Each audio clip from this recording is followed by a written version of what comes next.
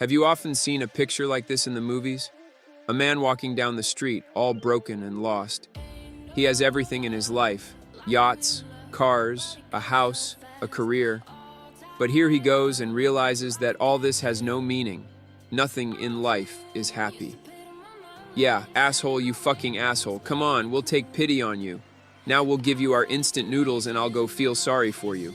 And he's all miserable and he sees there's some girl or guy standing outside selling tomatoes.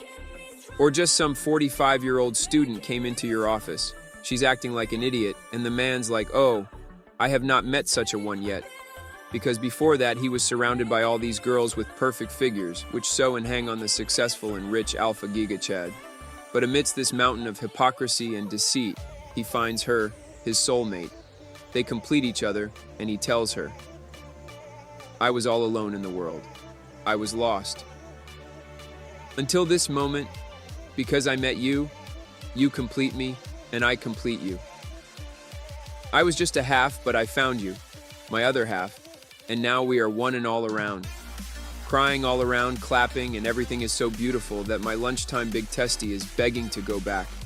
I mean, it's that perfect start to a party where these players will grind together for the rest of their lives and every day is like holidays, almost saludo flying.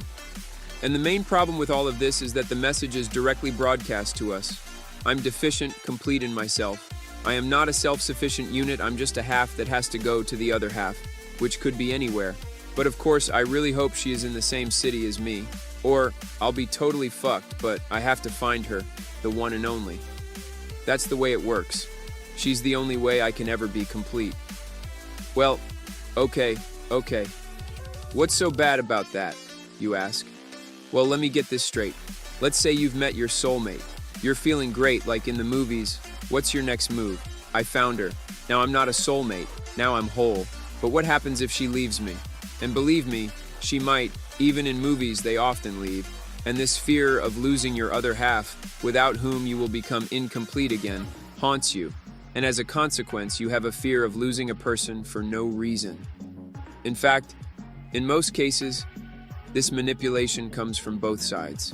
And this all looks maximally toxic to me. After all, two people are just braiding nets around each other, just to avoid becoming incomplete people again. Let's imagine that you are destined to live your life without a so-called soulmate. What would your first thoughts be?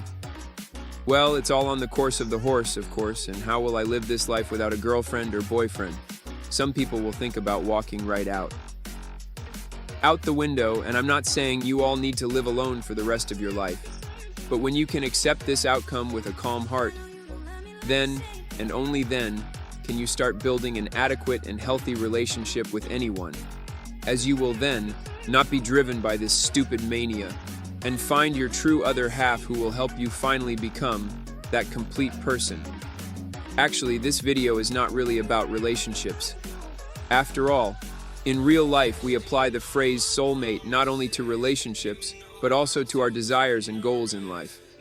If you are between 18 and 25 years old, you have 100% had thoughts that I am not good enough at the moment. But if I buy myself, for example, a new car, life will immediately transform because on a cool car, immediately, and girls will start to love me more, and people will begin to take me seriously. You've had it, and it applies to everything else. I'll go to the gym, pump up, and become a completely different person, or I'll buy a big house. And then I'm gonna live, or I will find my soulmate and I will be able to live a full, happy life. And these are the thoughts of the majority. Because society itself has imposed it on you. Even though you're in a cool car or you're walking, it's still you as a person. The car does not change you for the worse or for the better. And it applies to everything, and to relationships, and to buying a house, and to the desire to go to the gym, and to dig out that ideal from under a layer of fat that the world has not yet seen. And these are all the halves that you have invented for yourself as goals in life, without which you cannot be truly happy and make you unhappy. It's not something global or great, just masking your desires under some pseudo-important pretext. And the older you get, the better you get. You start disguising them as some important goal.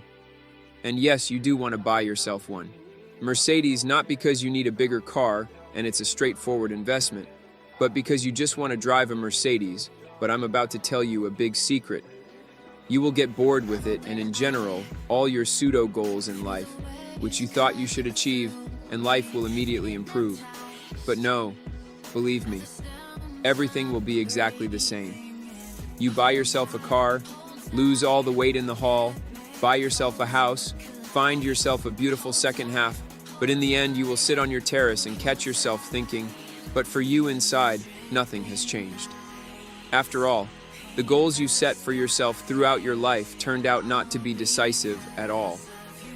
That's scary. If so, you need to replay this scenario over and over again, but not to fall into despondency and despair, but to understand yourself, to accept yourself, the real you, and to love yourself. That's when you go on a date. You have a million thoughts. How to arrange a date so that the girl likes her. What will my friends think if we go out together, and if I have to introduce her to my parents? Will they like her? But that's all we forgot. Most importantly, you haven't thought about how you can make this date like you, because the girls will change, but one person will be the same. Is that you? Yes, that's you. Until death do you or us part. You got it. That's why you need to understand and accept yourself first. I recorded a video about loneliness a couple months ago, and in it, it said that you don't have to be afraid of loneliness because you can actually have a great time alone if you're not afraid of it. And although we are social creatures, most of us are not afraid of loneliness as such, but of being alone with ourselves. With ourselves. Here, try to turn off the TV, put away phones, just sit down and have dinner alone. Glenn, it's the most depressing thing you can do, but you try and see how it will be for you. Will you have fun? Will you be in a good mood? Or will you feel out of place? Yeah, well, how can you feel out of place? If you're having dinner alone and you only have your plate, and you won't be doing all this to realize that, I'm fine alone, but quite the opposite. After all, learning to be happy alone with yourself will allow you to realize what you really want. By doing so, it will allow you to build a relationship with that person with whom you will be truly happy. You will not mold him into your other half. Love the person who shares your love for self, and love yourself. This doesn't mean becoming a narcissist, because all those pompous, narcissistic characters who put up pictures every day, who have their two upper cubies, their abs, who remember themselves as the second coming of Arnie. But they are just as, or even more, in denial than you are. They have the hardest time being alone with themselves because they are the strongest in their search for that very acceptance from the outside, and these are the clearest indicators. But you need to love yourself. This does not mean that you need to make everyone around you love you, but you need to love yourself. You know, people like that, or maybe even you yourself, you have a pretty normal life. Not perfect, but normal. Yes, there are some problems, and these are the kind of people. These people are always depressed, and when you try to help such a person, he either goes into aggression or says everything is normal. I'm that kind of person. I am so used to it, and they do nothing to get out of this state. Maybe you feel sorry for such a person, but subconsciously, it is difficult for you to start respecting him. Because if even he does not respect himself, how can you start respecting him? Let's imagine that such a person was put in a high-security prison, and he's sitting there.